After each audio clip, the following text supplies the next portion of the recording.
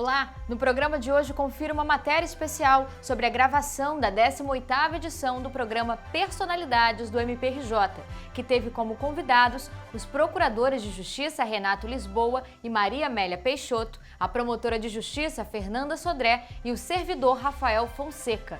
Fique por dentro do trabalho do GTT Educação com as promotoras de Justiça Renata Carbonel e Michele Bruno. No quadro Por Dentro do MPRJ, saiba mais sobre o curso A Importância dos Municípios na Segurança Pública, realizado pelo MPRJ por meio do IERB. Quem vai falar sobre o assunto é o promotor de Justiça André Nogueira Buonora. E não perca mais uma edição dos quadros MPRJ nas redes, Giro pelo MPRJ e Juridiquês. Está no ar para todo o Brasil, MP Cidadão é o Ministério Público mais perto de você.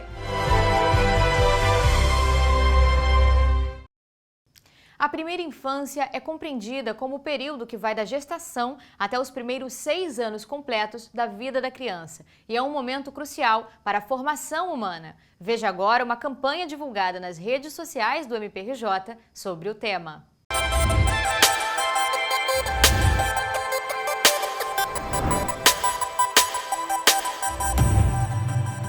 Em agosto, mês da primeira infância, o MPRJ, em parceria com sua Escola de Governo, IERB, lançou em suas redes sociais campanha com o objetivo de esclarecer e conscientizar sobre a importância da atenção integral às gestantes e às crianças de até 6 anos de idade.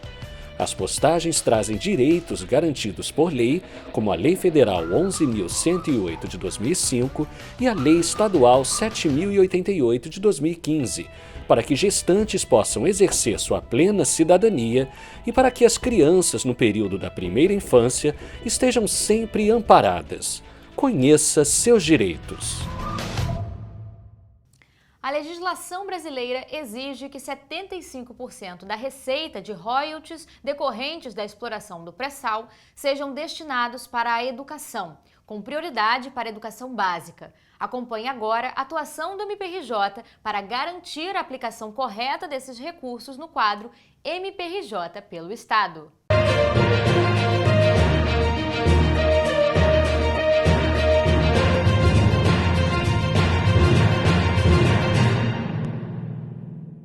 Na região dos Lagos, o MPRJ expediu recomendação para que os municípios de Arraial do Cabo e Araruama apliquem corretamente os royalties destinados à educação. A promotora de Justiça Renata Carbonel, integrante do GTT Educação, explica o caso. Acompanhe. As investigações sinalizaram que os municípios receberam esses recursos desde 2018 e, no entanto, não deram aplicação devida. Existe toda uma sistemática de segregação dessa receita que precisa acontecer, não só para fins de planejamento da aplicação desses recursos nas despesas educacionais, mas também para fins de transparência e controle. Controle do Ministério Público, controle pelo Tribunal de Contas, controle interno dos próprios municípios, mas essencialmente para o controle da sociedade. Então, o mecanismo que se busca com essa recomendação é que esses recursos possam passar a ser segregados em contas bancárias específicas. Isso é muitíssimo importante. É dessa forma que se consegue identificar quais são os recursos vinculados à educação, para que então, esse montante de recursos recebidos nessa conta e que devem permanecer ali depositados, possam então receber a sua destinação própria para aquelas despesas que foram previstas pelo município para a educação no seu território. O que vem acontecendo, no entanto, é que os municípios recebem essa receita a partir de repasses da Secretaria de Tesouro Nacional, com base nos cálculos realizados pela Agência Nacional do Petróleo, ANP. Esse montante de recursos para cada um dos entes é calculado e repassado ao município. O município, no entanto, quando recebe esse recurso, ele recebe numa conta geral de royalties, a conta de todos os royalties do município, e que cada um pode receber a sua destinação própria, de acordo com a gestão governamental. No entanto, essa parcela de royalties, essa parcela que se relaciona à Lei 1258, ela tem essa destinação específica, por isso precisa ser segregada, separada numa conta específica. Portanto, é dever do município que, ao receber essa receita de royalties nessa conta geral, ele faça a separação criando uma conta específica, uma conta de royalties educação, que deve estar em nome, é uma conta de titularidade da Secretaria de Educação, né, ou do órgão educacional daquele município, que deve ser o livre gestor e ordenador das despesas. O que a gente verificou nesses 2 municípios é que ou a conta não existia, ou que a conta, uma vez criada, ela é criada na titularidade no CNPJ do município. E aí é uma conta que pode ser gerida por qualquer uma das secretarias, por exemplo, a Secretaria de Fazenda, o que viola as determinações da lei. No recorte da nossa atuação, o foco era a fiscalização dos recursos dos royalties educação. Uma vez que os municípios não consigam comprovar que deram a destinação legal devida, né, que aplicaram em despesas de educação na forma prevista lá nos artigos 70 e 71, as despesas têm que ser essencialmente relacionadas ao ensino. Uma vez que eles não comprovem, surge então para eles a necessidade de que eles façam a recomposição dessa conta específica que eu me referi, né? Onde deveriam estar segregados os recursos. Né? Então, a gente está falando aqui da ordem de aproximadamente 100 milhões para o município de Araruama e da ordem de aproximadamente 75 milhões para o município de Arraial do Cabo. Se esses municípios não conseguirem, no prazo que foi concedido, comprovar que os recursos foram de fato aplicados à educação, eles vão precisar aportar recursos próprios, ou seja, outros recursos de outras fontes arrecadados pelo município, nessas contas, recompondo então a educação. E a partir de então, o secretário de Educação vai se utilizar desses recursos, que agora foram, né, reembolsados pelo município, aplicar então agora, fazer a aplicação devida em educação. E a partir de então, a recomendação ela marca, né, um momento importante. A partir daí, o gestor tem conhecimento dessas violações, quer dizer, ele é cientificado de todas as violações e ele precisa passar a se abster de fazer qualquer tipo de movimento que represente essa possibilidade de descontrole da aplicação financeira dos recursos a que eu me referi. Ele precisa manter a conta ativa, ele precisa manter os recursos de royalties em depósito, ele precisa garantir que o secretário de Educação seja, sim, o ordenador de despesas dessas receitas e que faça, a partir de então, a aplicação devida. Você sabe o que faz o GTT Educação? O grupo temático temporário instituído pela Resolução GPGJ número 2435 de outubro de 2021 atua em todo o estado do Rio de Janeiro, com o objetivo de garantir a aplicação correta dos recursos educacionais. Veja com a promotora de justiça Michele Bruno como o grupo vem atuando desde então. O GTT Educação ele foi criado em outubro do ano passado, na Resolução GPGJ 2435 de 2021, foi de 26 de outubro, ali já mais no finalzinho do ano, e ele veio no intuito de auxiliar os promotores de justiça a fiscalizar os recursos da educação, porque a gente tem fontes de recursos que são vinculadas, ou seja, recursos, receitas que aportam nos municípios, e os municípios têm que usar em educação, né? Não podem usar em outras coisas, e existem artigos de lei que dizem especificamente em que despesas esses recursos podem ser usados. E esse GTT foi criado com esse intuito, para auxiliar os promotores de justiça nessa fiscalização.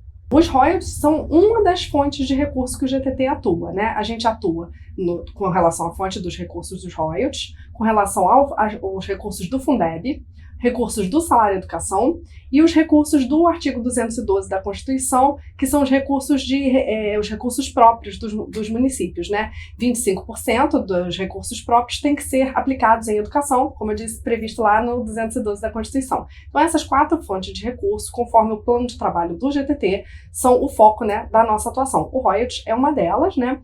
E a gente atua no estado todo. Qualquer promotor de justiça que tenha essa atribuição pode pedir auxílio ao grupo e, estando dentro desse plano de trabalho, como eu falei, o auxílio é deferido. Não tem uma limitação territorial, né? Qualquer promotor de justiça pelo estado todo pode pedir esse auxílio.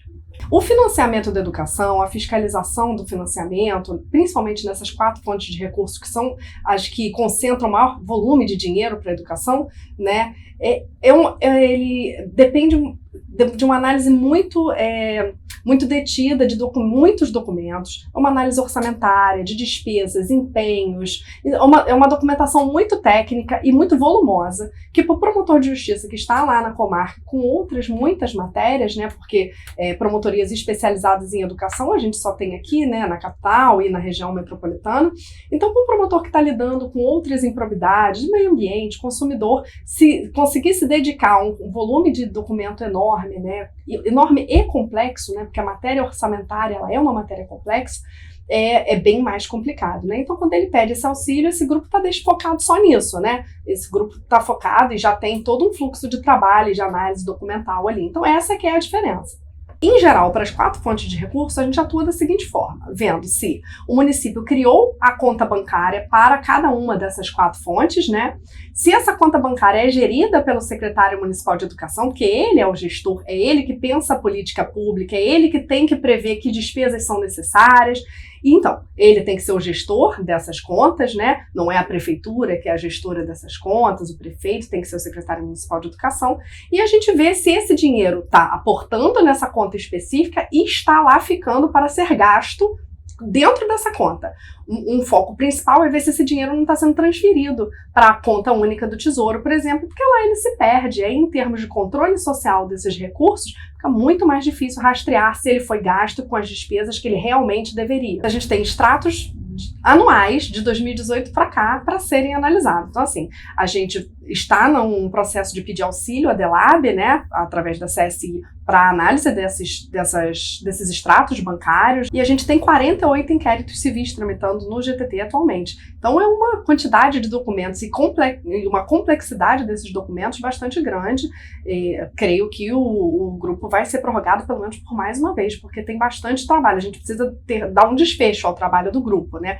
E qual é a intenção? A intenção é que, se a gente constatar que houve transferências indevidas para a conta única do Tesouro, ou que os recursos foram gastos em despesas que não deveriam, tentar, né, conciliar, né, tentar um termo de ajustamento de conduta para que esses recursos voltem para essas contas específicas. Se não for possível na via extrajudicial, ações civis públicas de recomposição de erário serão propostas. E nós vamos para um rápido intervalo. Não saia daí, voltamos em instantes.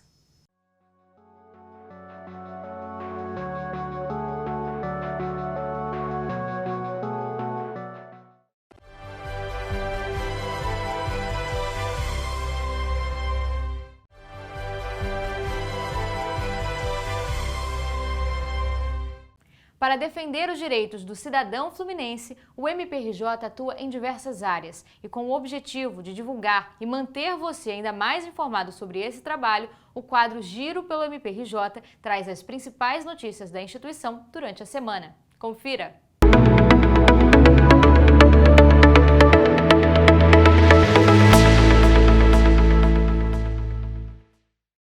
Em viagem a Campos, na região norte do estado, o Procurador-Geral de Justiça, Luciano Matos, participou da cerimônia que batizou de Marcelo Lessa Bastos o edifício sede do CRAAI do município.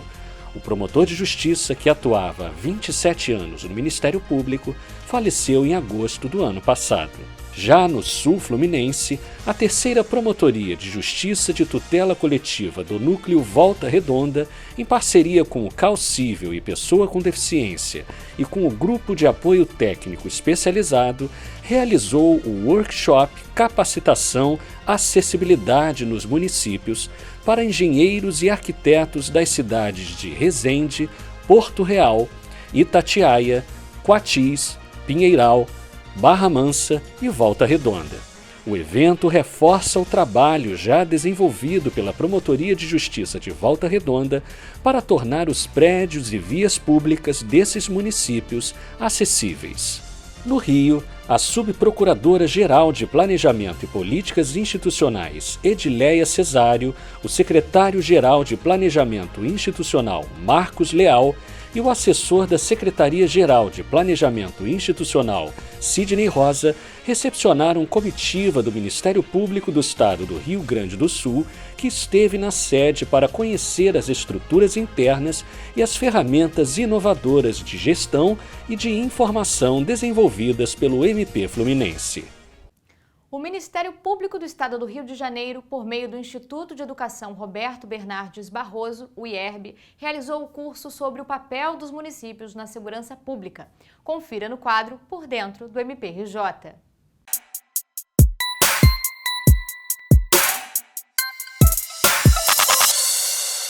Bom, o objetivo do curso foi exatamente demonstrar e sensibilizar a importância da participação dos municípios na segurança pública.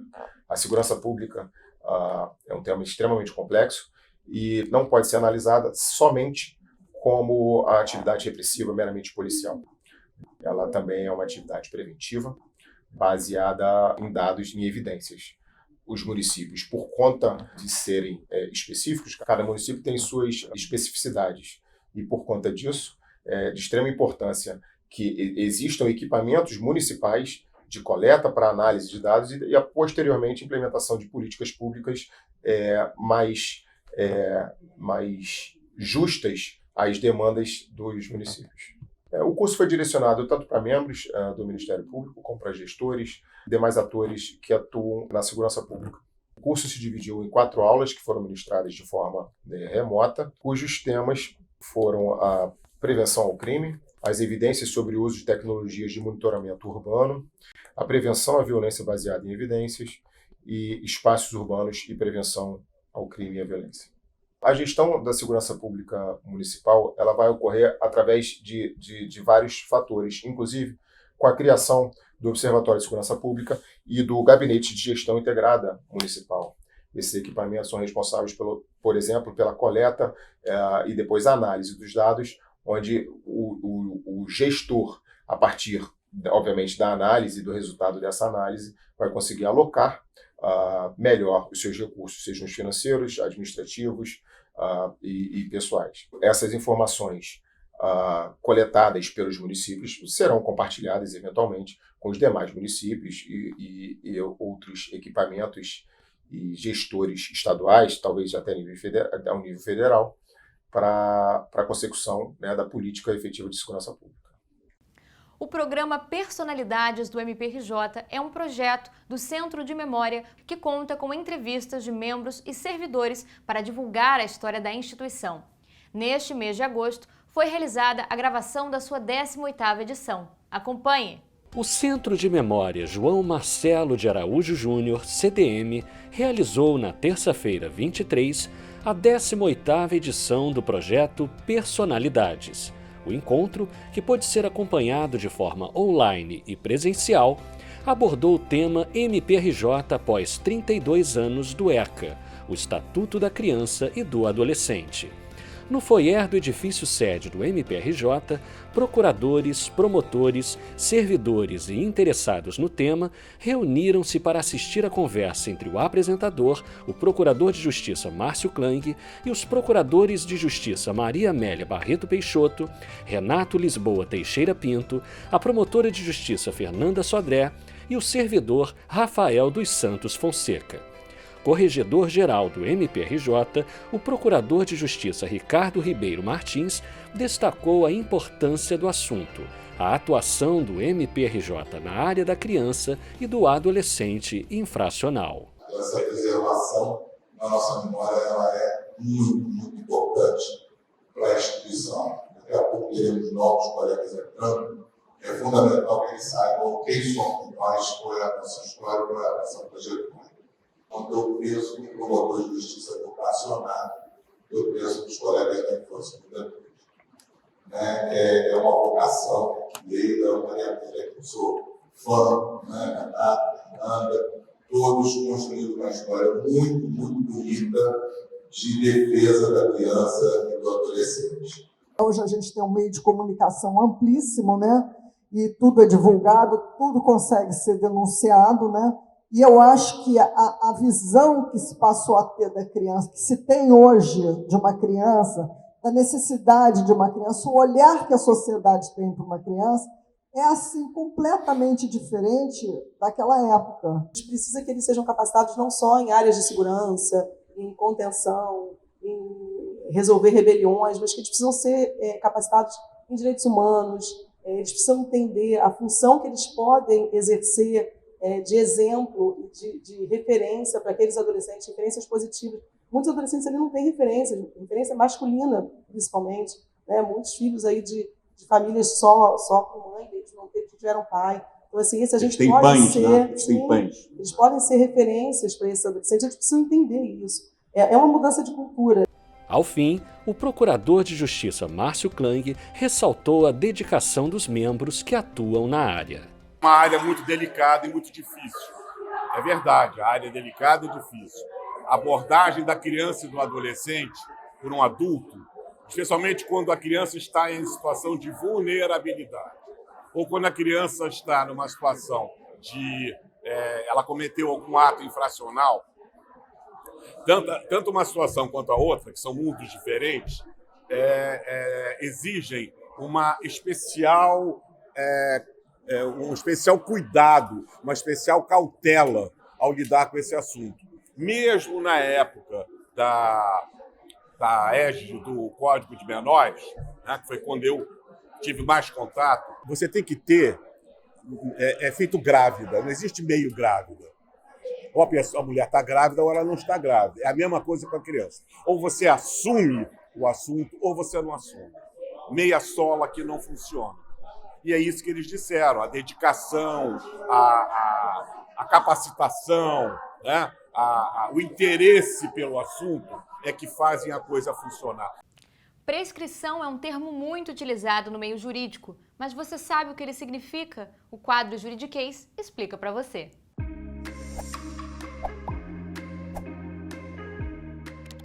STJ reconhece prescrição em pedido de indenização por uso de talidomida. Fonte Valor Econômico, de 11 de outubro de 2021. Prescrição. Você sabe o que significa? Prescrição é a perda da possibilidade de exigir algum direito por ter perdido o prazo legal para exercê-lo. Conheça as expressões usadas no meio jurídico.